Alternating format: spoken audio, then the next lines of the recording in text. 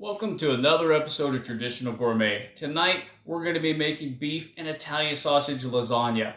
I can remember way back in culinary school when I first made lasagna, and it was pretty intimidating, like it is probably for a lot of people. But I'm going to show you the things I learned over the years that make this so much easier than you think it is.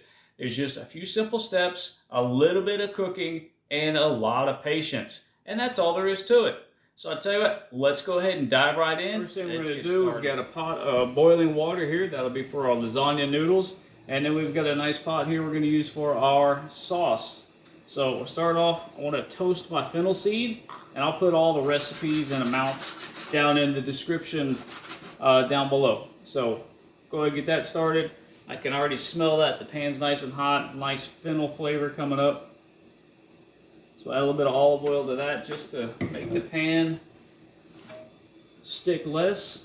Kind of move that around a little bit. That is getting very, very fragrant. Nice smell. Love the smell of fennel. Next, we've got a pound of ground beef, a pound of Italian sausage. And of course, it's going to make a lot of noise. Now, ironically, for some reason, the Italian sausage in a link was cheaper than in the bulk. So I actually bought the sausages in the links, split them open, took the skins off, and now we have this. But for whatever reason, it was cheaper that way. So just whatever you prefer. So we're going to mix this and start to brown it. And this will take a little while. So while that's going, I'm going to get my noodles into the water here. And of course, they're not all going to go in at one time, so we'll just lay them in best we can. As they soften up, they'll go into the water. Now, one thing to keep note of is that a lot of people will put oil in the water for the pasta, thinking that it helps the pasta not stick. But honestly, if you look at it, where does the pasta go? To the bottom. Where does the oil go? To the top. So the oil and the pasta never really interact. So don't waste your oil on that trick that doesn't work. So anyway, this is starting to brown up nicely, and this will probably take about 5 or 6 minutes. I used really lean ground beef on this just to avoid all the excess fat. I mean, we're going to have quite a bit of fat left from the Italian sausage anyway, but that's just less we got to mess with later. And it may be so insignificant that we don't even need to pull it off anyway. If you get too much fat, you got to drain it off. Alright, so a nice pair of tongs will help you with your pasta.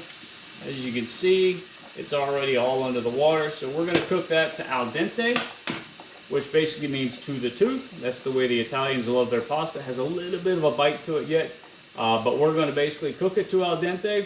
We'll drain it off. We really don't need to worry about chilling it because we are going to assemble it tonight. Now, if you wanted to make all your components separately and then chill them and then assemble your lasagna the next day, just maybe for some time savings, you could do that as well. It's just whatever works best for you. Okay, it's been about 6 minutes.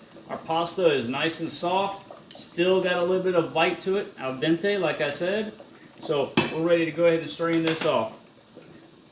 And if you notice, I did switch the pots there for the sauce because the other one was just a little too small, which is why it's so important to be prepared in advance. I'm not really worried about plunging those into an ice bath like you would do with pasta if you're going to save it for later and cook it with a sauce at some point. Just going to run some cool water over, stop the cooking process for the most part, and then they'll be ready to go when we need to assemble later. So like I said, I had to get a bigger pot because I've got way too much going into that little one. It would just overflow everywhere. So as you can see, the sausage is starting to brown nicely. We've still got some water in the pan. So you cook that down a little bit. And it's important to note that you don't put too much in your pan and overwhelm it and cool it down to the point that you're not going to recover that heat. You want to put a little bit at a time so you maintain the heat within the pan so you're cooking and not just steaming or poaching. So we've got this going. Pretty happy with where we are. We're going to put in our onion and our garlic. Stir that up, get that going.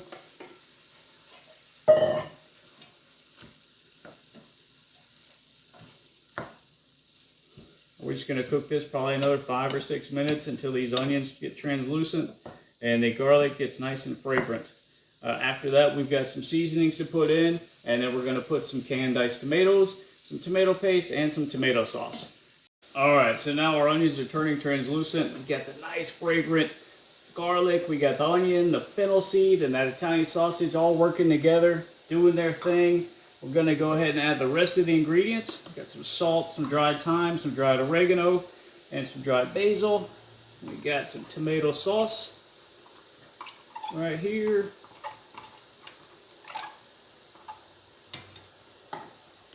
Tomato paste, quite a bit of tomato paste, but it works really well in this application.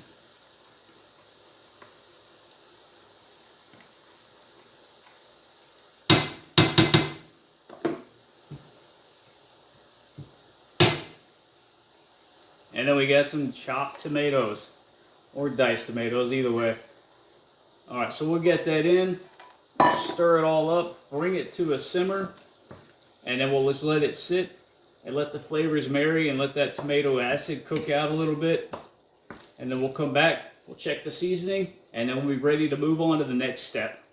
All right, so our sauce here has been simmering about 10 minutes. Now's a good time to go in and taste it. You want to check for seasoning, make sure the salt content is right, or if you want to add some other herbs or anything else.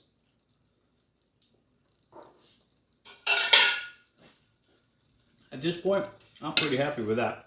So we got some parsley, fresh chopped parsley. We're going to use half of what's in the recipe for this. The other half will be for the other process. Take some fresh basil leaves. I love fresh basil. I always have this in the garden. There's no substitute for fresh basil. It is absolutely amazing. So we're going to stir this in. We'll let it simmer another 5 minutes or so because the parsley and the basil, you want those flavors to marry in, but the flavors are also very volatile, so you don't want to lose anything. So we'll just let this go a few more minutes, and then we'll be ready to move on to the next step. Okay, now that our meat sauce is ready, it's simmered for about 15 minutes total at this point. The seasoning's been checked. It's really good. I'm really happy with it. So we're going to move on to the next step. So I've got here 1 pound of ricotta cheese, and to that we're going to add 1 egg that's been beaten, and the rest of the parsley. And we're just going to carefully mix this together, and this is going to form one of the cheese layers that we put into our lasagna later. So we'll mix this up. Get it really, really mixed well. And then some of the cheese we're going to use is going to be, you could use skim milk, mozzarella, Parmesan, or what I like to do is just straight up pizza blend mix. You see that at the grocery store all the time, and it's basically skim milk, mozzarella, and Parmesan cheese. And the whole reason behind that is there's a lot less moisture in that than there is regular cheese. And you don't have to worry too much about a lot of oil coming out of it separating. So the last thing you want in your lasagna is a lot of excess water. That's just going to make it soft and mushy, and it's not going to hold its shape very well. So you want to use that low moisture cheese mix. Pizza blend works great. All right, now we're ready to assemble. I've got my Pyrex dish here. These things are great for lasagna. Makes cleanup really easy. I do like to give it a little bit of a spray with some non-stick pan spray. Get started. Our first layer is going to be, we'll do noodles first. As you can see, these fit perfect in this dish. I'm actually going to do 3 layers in here, and I've got a smaller one that I'm going to cook off with the excess, and that'll be for Mom. Got to take care of Mom. All right, so what we'll do is we get a little bit of our ricotta, just kind of spread it around like so. That doesn't have to be perfect, because you won't get it perfect. Okay. All right, so that's our first layer. That's the ricotta. Then we'll put the meat sauce on. Spread this out. Just like so. Nice spoon. Makes a big difference. Makes it easy. Just 1 layer. We're going to do basically 2 layers of sauce. So just keep in mind how much you have and how much you need to use on each layer. So if you're going to do 2 layers, you'd use half of it. I really recommend going more. I'm going to do 3, maybe 4, considering that I'm going to do this in 2 different casserole dishes. All right, so here's our pizza cheese going in. Nice layer just like that.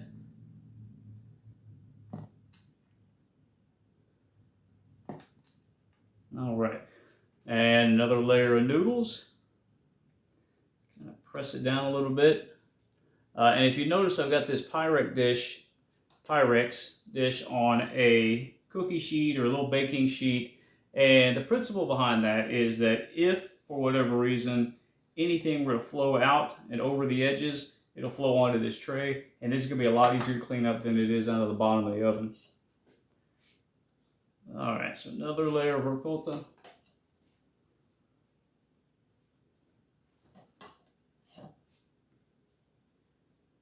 And the good thing is, since the sauce is still pretty hot, it's going to reduce our cooking time. If we were to cook this from cold, it would easily be an hour 15 minutes.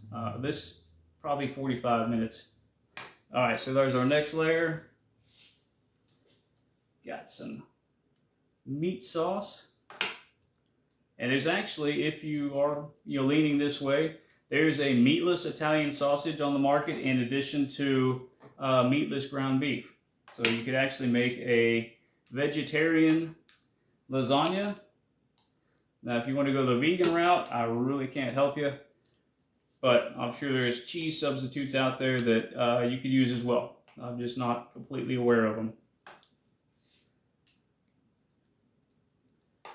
All right, so there we go. Some more cheese, because who doesn't love cheese?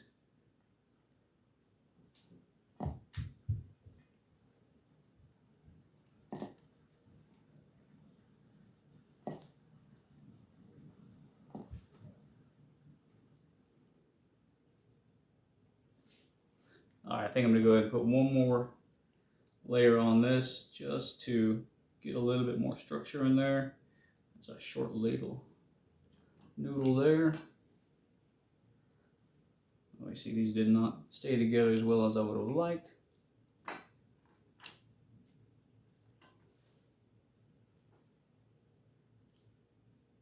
Okay.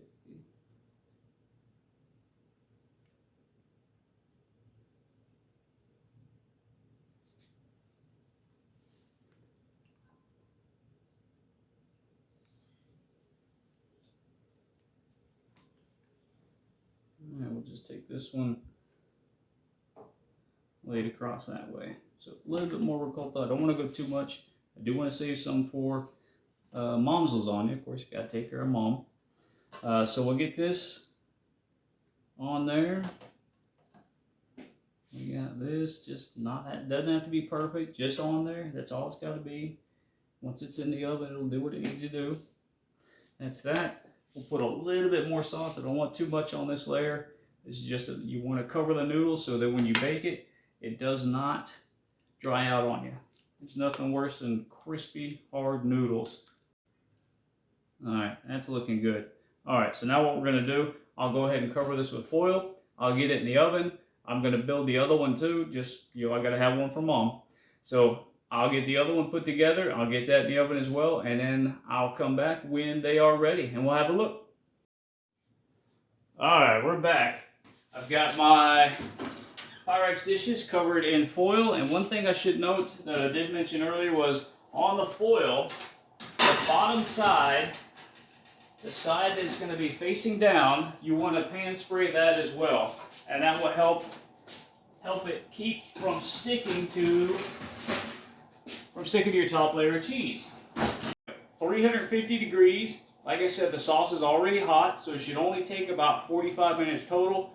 We're going to let this go about 30-35 minutes, and then we will take the foil off and let it brown. All right, it's been half an hour. We're going to pull these out of the oven, take the foil off, and see how they look. If they're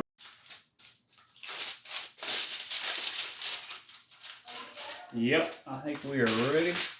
Get this back in the oven, brown it off. Probably another 15 minutes. And there it is, folks. Beef and Italian sausage lasagna. Easy peasy. So easy. You can do it at home without any issues. In the oven, 15 more minutes uncovered. I did cheat a little bit and I put the broiler on. That makes a big difference. I would highly suggest you do that. Makes a nice even browning all the way across the top. Does it quick. Doesn't dry out your noodles like just sitting in the oven will. And most importantly, don't forget about mom.